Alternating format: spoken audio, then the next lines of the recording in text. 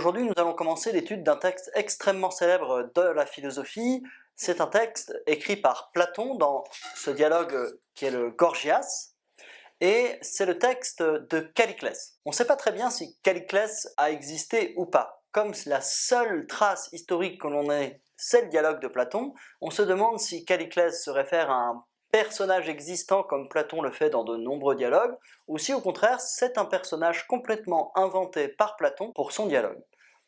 Alors on va poser cette hypothèse, dire que Calliclès c'est un personnage inventé par Platon. Et pourquoi on peut penser qu'il est inventé par Platon? Parce que c'est un auteur qui va pousser sa thèse au-delà du raisonnable. L'expression est un peu ambiguë et c'est pour ça que je vais m'y arrêter une seule seconde. En fait, il pousse sa thèse jusqu'au bout. Il part d'une thèse extrêmement commune et Platon va permettre à travers son personnage de développer toutes les conséquences de cette thèse-là. Et c'est ce qui fait que ce texte est aussi intéressant. Car au fond, au début, la thèse proposée par Calliclès, tout le monde est prêt à l'accorder. Mais si on donnait les conséquences immédiates de cette thèse, personne ne les accepterait. La force de ce texte, c'est de montrer la continuité de ces éléments. Comment une thèse finalement extrêmement commune, acceptée par un très grand nombre, conduit à des conséquences absolument inacceptables. Et ça conduit chacun à s'interroger parce que si l'un d'entre nous accepte la thèse de départ, alors il prend conscience qu'il devrait aussi accepter les conséquences inacceptables. Et s'il rejette les conséquences inacceptables, alors il devra rejeter la thèse de départ. Il n'y a pas de milieu qui pourrait dire « je prends la thèse sans les conséquences, je rejette les conséquences, mais je garde la thèse ». Il faut se décider et rationnellement, on montre qu'il y a une grande unité entre les deux. Donc, prenons le temps de lire ce texte de Calliclès, il est en commentaire pour vous aider, et prenons le temps de l'étudier paragraphe après paragraphe. Comment serait-on heureux quand on est esclave de qui que ce soit? Mais, ce qui selon la nature est beau et juste, c'est ce que j'ai la franchise de te dire à présent, que celui qui veut vivre droitement sa vie doit, d'une part, laisser les passions qui sont les siennes être les plus grandes possibles et ne point les mutiler, être capable, d'autre part, de mettre au service de ces passions, qui sont aussi grandes que possibles, les forces de son énergie et de son intelligence. Bref, donner à chaque désir qui pourra lui venir la plénitude des satisfactions. Petite note avant de commencer l'étude de ce premier paragraphe, je vais un peu tricher entre le travail qu'il faudrait faire pour étudier un texte et puis sa présentation finale après le brouillon. Pour garder un peu plus de cohérence, je vais avancer étape par étape, ligne après ligne, en essayant de montrer les liens, mais évidemment que le travail de brouillon ne serait pas immédiatement aussi structuré. Alors commençons par la première phrase. Comment serait-on heureux quand on est esclave de qui que ce soit? Dans cette phrase, deux concepts, le concept de bonheur, le concept d'esclave. Et il y a une opposition entre les deux. S'il y a esclavage, alors il n'y a pas de bonheur. Autrement dit, l'esclavage est un obstacle au bonheur. Qu'est-ce que c'est que l'esclavage? Pour l'étudier, on peut dire deux choses.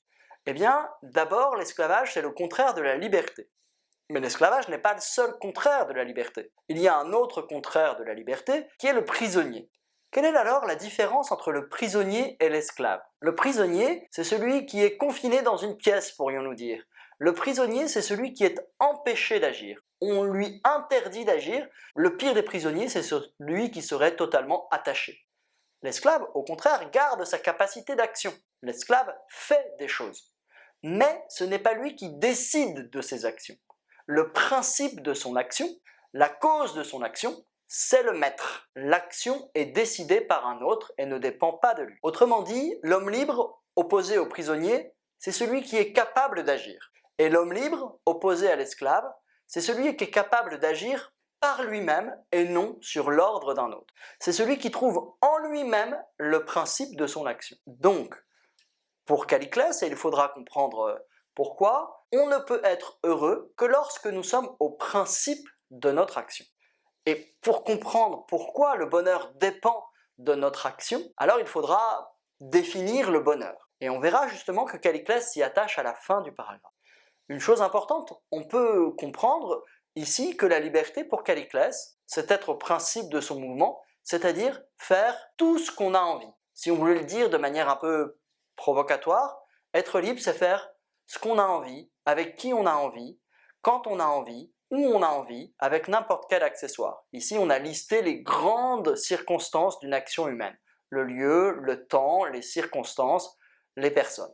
Or, deuxième temps du texte, force est de constater qu'il y a des obstacles à notre action, que notre capacité d'action, notre libre capacité d'action, n'est pas absolue, n'est pas illimitée. Évidemment, il y a des obstacles naturels. L'homme fait l'expérience de sa finitude, de sa limite. Il n'est pas tout-puissant, nous ne sommes pas Superman, nous ne sommes pas Dieu sur Terre. Et donc, nous ne pouvons pas aller contre les lois de l'univers.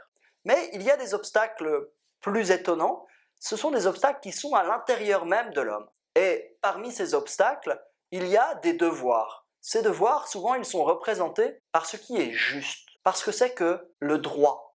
En effet, l'homme a une exigence pour vivre droitement sa vie. Puisqu'on considère cela habituellement comme un obstacle, Calliclès s'interroge justement sur la nature de ce droit. Et c'est justement ce qu'il étudie après. Mais ce qui, selon la nature, est beau et juste, c'est ce que j'ai la franchise de te dire à présent. Ici, Calliclès prétend révéler ce qui est caché, la véritable nature de la justice. Et pas n'importe quelle justice. La justice selon la nature des choses. Qu'est-ce que c'est que vivre droitement sa vie? Qu'est-ce que c'est qu'être pleinement un être humain? Et on le comprend immédiatement à la suite de cette phrase. Pour Calliclès, la nature humaine est qualifiée par ses passions.